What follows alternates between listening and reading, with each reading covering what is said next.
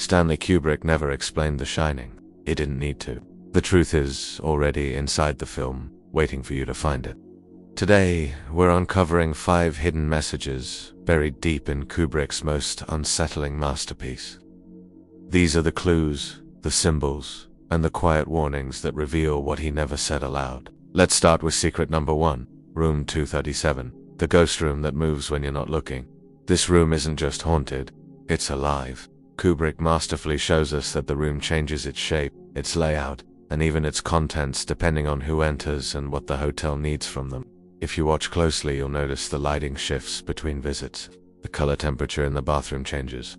Furniture vanishes and then reappears.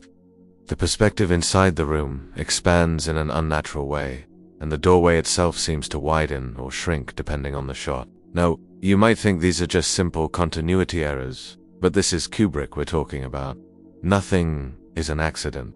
He's showing us that room 237 isn't a fixed location in the hotel.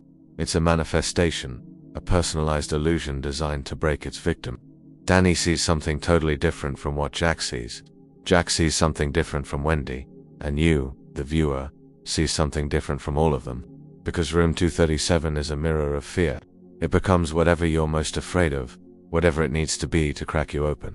The room changes because the real problem isn't inside its walls. It's inside the characters themselves. It's a psychological trap, and it's perfectly tailored to its target. Moving on to secret number 2, Jack's mind isn't breaking, it's returning. This is a huge one.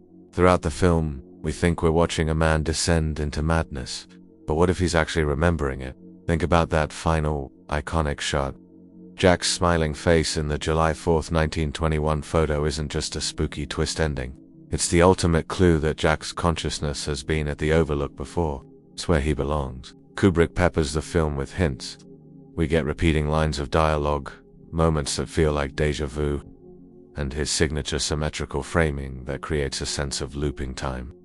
The camera movements often mirror earlier shots, reinforcing this idea that everything has happened before and will happen again. This isn't a story about a man becoming possessed by a hotel. It's about a man coming home. The Overlook isn't killing him, it's claiming him. He's not an intruder. He's a long-lost resident, finally returning to his rightful place in the hotel's dark history. The madness was always there, waiting to be reawakened. Now for our 3rd secret, and this one is brilliant. The mirrors reveal the truth, literally. Mirrors appear in almost every major scene in The Shining, but Kubrick uses them with a very specific rule. They only show up during moments of revelation. Think about it. Denny only sees the word red rum when it's reflected in a mirror. Jack's chilling conversation with the ghost of Grady, it happens while he's staring into a bathroom mirror.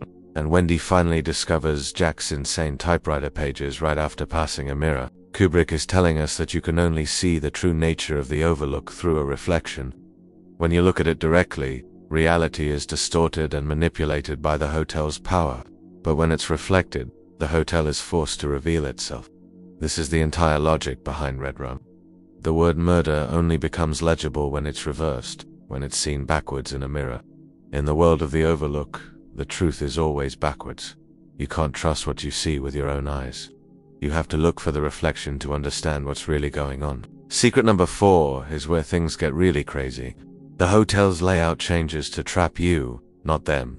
We all know that Overlook's architecture is impossible. Hallways appear where they shouldn't. Doors swap sides of the room between shots. Entire rooms seem to expand or shrink, and of course, the hedge maze itself seems to rearrange its paths. But here's the secret that most people miss. The hotel isn't trying to confuse the characters. It's trying to confuse you, the audience. Kubrick intentionally shot the film to make the audience feel lost and trapped inside an impossible, nightmarish space. The hotel is a predator, and in this film, the viewer is the prey. This is why the geography of the hotel only collapses when you try to sit down and map it out. Moment to moment, a scene feels coherent, but when you try to piece it all together, it's a complete contradiction. Kubrick designed the Overlook to function like a dream.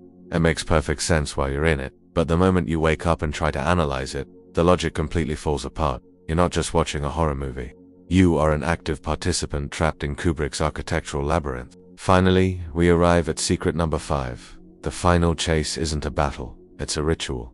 That terrifying chase through the snow-covered maze is not a simple showdown between father and son. It's a carefully orchestrated sacrifice sequence. Pay attention to the details. Jack isn't really trying to escape the maze. He's just following the path. Denny isn't trying to kill his father, he's just trying to survive. The overlook itself seems to be guiding Jack's movements, leading him deeper into the trap.